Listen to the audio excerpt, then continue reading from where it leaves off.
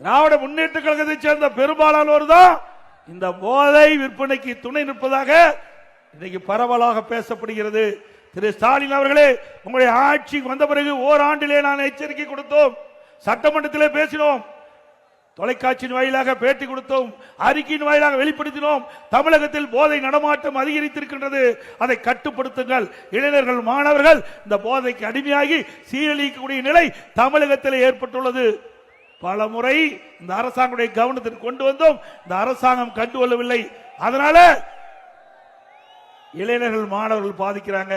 தயவு செய்து அருள் கூர்ந்து பெற்றோர்கள் தாய்மார்கள் சிந்திக்க வேண்டும். நம்முடைய குழந்தைகளை நாம் தான் பார்த்து வளர்க்க வேண்டும். இந்த ஆட்சியை நம்பி பிரயோஜனம் இல்லை. நாம் கண்ணும் கருத்துமாக நம்முடைய செல்வம் நம்முடைய குழந்தைகள் தான். நம்முடைய குழந்தைகள் தான் நம்முடைய செல்வம்.